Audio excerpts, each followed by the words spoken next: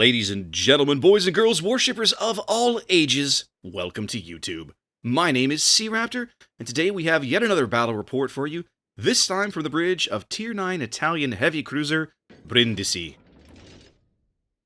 Now, I have slowly kind of meandered my way up to the Tier 9 ship in the Italian cruiser line. I haven't quite unlocked Venezia yet at Tier 10, so I've been slogging through Brindisi. And what I've discovered, that's kind of just my own experience with the ship, is that the jump from Amalfi at Tier 8 to Brindisi here at Tier 9, I mean, all you really change about the ship is you add a stern turret, another stern turret there, and the A gets a little better, and your torpedoes get an extra tube. You have quad launchers on each side instead of triples. So there's not a tremendous amount of change, but those 3 extra cells, that extra turret, makes a notable difference in how much damage you can reliably get out of this ship. Because you move from 8 barrels of these 203mm guns with Zara at Tier 7, and the shell velocities are a little lower, so they're not quite the same. You step up to Tier 8 with Amalfi, now you have 9 barrels, and the shell velocities are better. Guns are really, really good. And then now here at Brindisi, you step up to 12 barrels. And then, of course, at Venezia, at top of the tier, at Tier 10, you step up to 15. And that incremental increase in firepower may not sound like a whole hell of a lot, but with the funky way that SAP works, more shells is always simply a better idea, because you're looking to put shells on target at angles that will bite in, right? That will bite and get those shells to pen. And so simple truth of the matter is, the more shells you put downrange, the more likely you are to get good salvos out of SAP. Which brings me to Brindisi. Spawning here on the western half of Islands of Ice, the infamous 3rd iteration of Islands of Ice, I start off moving very, very slowly. I'm not in a big rush to push up. I'm letting the Asashio, who has really good detection, sneak out in front of me and find out what he's can. What's up here, right?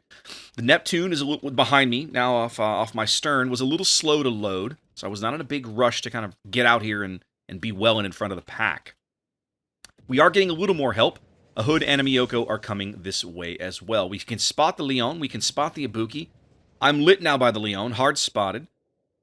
And this Ibuki is going to turn out, and so I line up for a shot here. Now, what I should have done is changed to the AP. Right now, because I don't have a Venezia, this ship is carrying my Luigi Sansonetti with the 75% reload reduction that you get out of Expert Loader, which means that in less than 5 seconds, I could have changed to AP shells, and that's what I should have done. But once I figure out the Akizuki is up here, this is the shot that I intentionally go around this iceberg to get, and watch this. That was completely worth the risk. I took away 3/4 of that guy's health in one salvo. And now, with me and everybody else shooting at him, he is in a world of hurt. My reload is terrible. It's 20 seconds, but at the same time, I know he's got to be in there somewhere. I only need a few pens. I get 4 more pens, and then there he goes. A lucky torpedo strike, and he's off the board. Now, I'm spotted. This Indianapolis is close enough, he can see me through my smoke. He's either the Indianapolis or the Leon, I'm not sure which. So at this point, I'm just trying to get out. Obviously, I'm not going to be capping this thing, not out here exposed. There we go, I'm finally off detection. And the Leon has done something rather inadvisable. He's literally stopped out here. And so now I've pulled back far enough that I'm going to start trying to pepper some shells in there and get my stern torpedoes into the mix. Because these Italian 12-kilometer torpedoes, yes, they're slow, but you'd be shocked at how many times you'll land hits with these things, because people forget about them, and the detection radius on them is pretty shallow. It's pretty short. Indianapolis is still up here. At his angle, yeah, the SAP's probably a better gig. I might have considered swapping to the AP, but nah. Leon is trying to play HE spammer, which is not what he ought to be doing. He really should be trying to AP me there with his big shells, but it's not happening. I do switch to the AP for this salvo here on the Ibuki, and if memory serves, I am rewarded with at least 1 good solid sit at this range. There we go. Nice 9K salvo and an engine crit. One of the really, really nice things that I think is very underlooked, and all of the hand-wringing about the odd characteristics and the weird performance you get out of Italian SAP, what gets lost sometimes is how good these AP shells are. If you've played Roma, premium Italian battleship Roma at tier 8, you know how ridiculous the penetration is on these shells, on her shells. Well, I gotta tell you, kids, these 203mm shells have ridiculous pen values as well. Unfortunately, I didn't get a flood there with that torpedo hit. So if you ever get the chance, and the other nice thing is these shells do not lose a lot of their penetration characteristics over range. That's a problem that you find in the German line. Like the German cruisers that I love so much, those AP shells hit like trains, but over long distances, they lose a decent amount of their AP penetration values. This is not happening with these Italian 203mm guns. So, any chance you get to flex these AP shells, take it. Absolutely take it. One of the things that I still haven't done for myself that I need to do, I need to take Brindisi or Venezia or Amalfi into a training room and line up some tier 9 and 10 battleships and learn what I can reliably pen with her AP. Now, I'm probably not going to be able to Citadel those ships, and that's fine. I don't expect that. However, I should be able to reliably get full pens on some of their upper works, like their casemate armor, that kind of thing. So it's worth spending a little time probably running those numbers and playing around with it and having a look and seeing what I can do. With 7 minutes gone, my team, this game has been a bloodbath. 7 minutes gone, and literally there are 9 dead ships in a 24v24. So a third of the players in the game are already dead, and the game is, well, a third over. Now that's hardly normal. But it's worked. The Neptune, the Hood, and the Miyoko have managed to push way up the 2 line. We've decimated or driven off every ship on this side of the board, so we will own A shortly. There's an Akizuki that won an early duel in the B cap. He's capped B, but C is still just kind of futzing around. Nobody owns C just yet. We're going to pick up A here very shortly. We have a very small lead. And I realized that, all right, well, there's nothing else to shoot at over here. Literally, the 2 ships that I had to shoot at over here have left my range. So we get flipped around, and we head back into the center of the map. Now, it's going to be a few minutes before we kind of get anything interesting going on here. I might have a couple of pot shots to take off to the north, but the action at this point is all going to be on the eastern half of the map. The Indianapolis, the Ibuki are both running that way. The Akizuki is already on that half, as are all of the remaining enemy ships. Our team over there has not fared all that great, but has not fared horribly either. We sank, 3 ships over here. They've sunk at least a couple. The KG-5, the Atlanta, the Duke of York are playing far enough back off the cap that they're still in the game. The Richelieu is a little crazier than I would be in his shoes, and he has shoved his way all the way into the cap and is at least holding those points back for the moment, but I'm not sure how much longer he's going to be with us.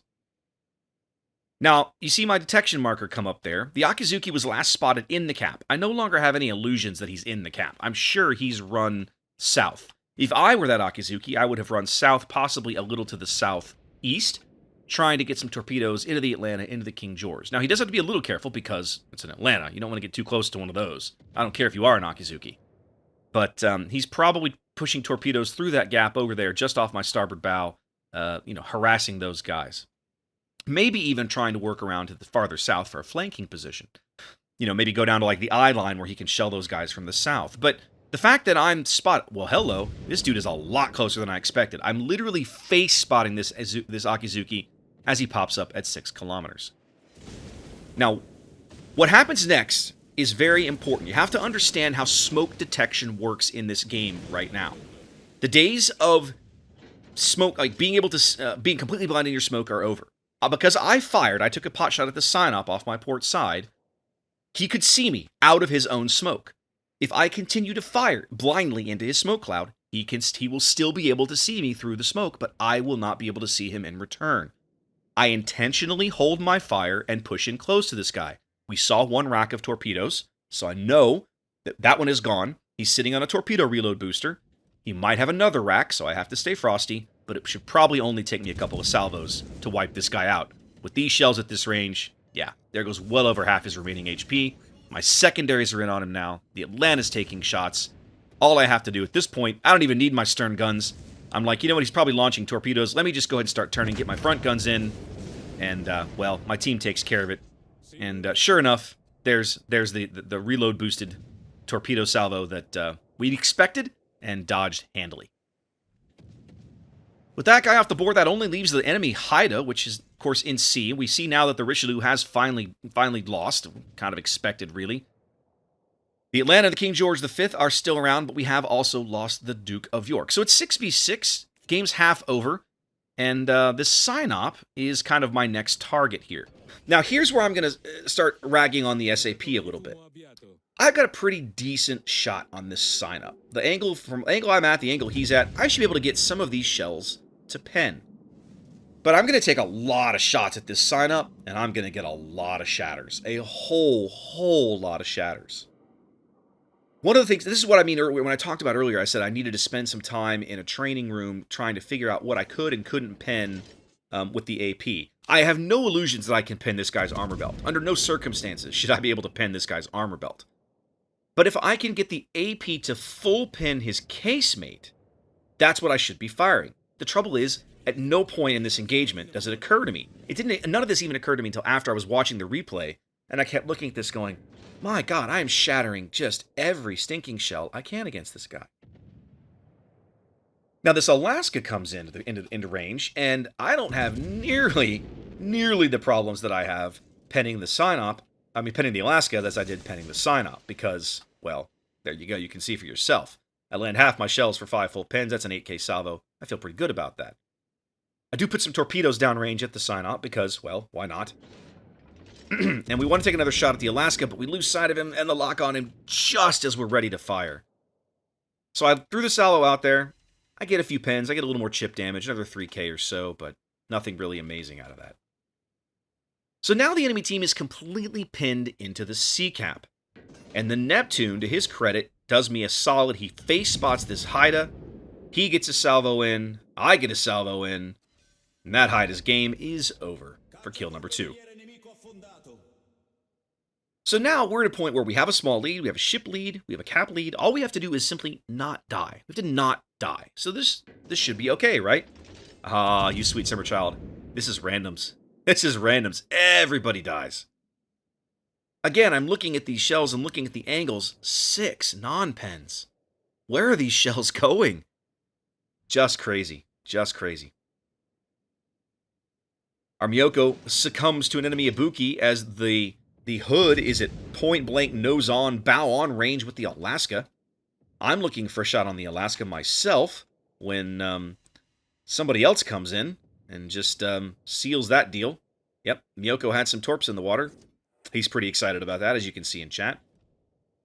So we retain our 2-ship lead, and once again, they are pretty much trapped in the sea cap. We're down to the Ibuki, the Colorado, and the Synop. I don't expect the Ibuki to last very long against the hood at point-blank range. I've been really frustrated. I cannot seem to pin this Synop. So now, it's like, all right, well, I've got a broadside Ibuki to shoot at. Give this guy a go, and, oh, well, no, I guess not. Colorado takes out the hood, but not before the hood takes out the Ibuki. So we retain that 2-ship lead. So now, all that's left is this Synop and this Colorado. I have no real shots on the Synop, so I'm like, well, got the SAP loaded. Let's give the Colorado a try. Maybe I can get better shell penetrations off this guy. I mean, here I am, 14 minutes into this game, I still haven't crossed 100,000 damage. With a 12-barrel cruiser, that just feels weird. Like, come on, guys, I should be doing better than this.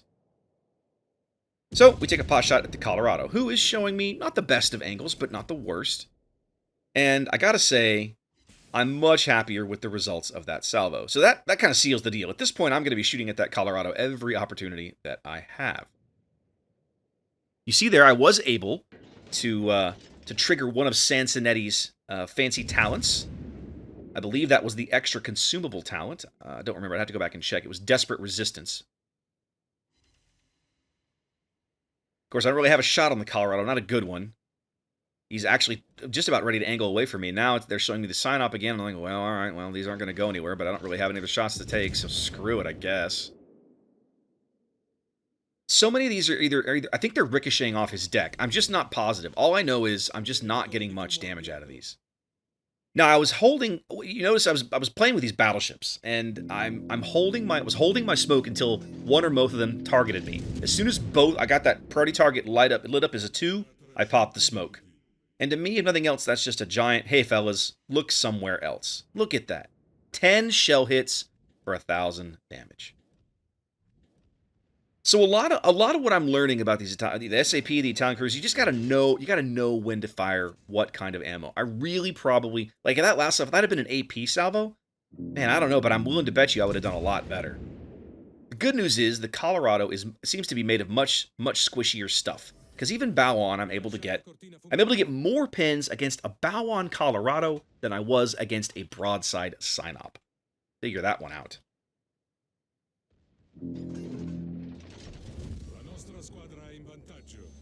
Game's winding down, of course. The Atlanta has moved into sea. He'll be picking that up shortly.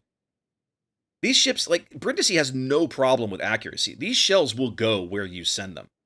The trick is knowing what shell type to fire when. Once again, I have the SAP loaded. I'm trying for shots into the upper belt, into the upper works. I overled those just a little bit. I don't get much out of it, but I do get a Confederate as yet. I activate yet another talent there off of Sansonetti.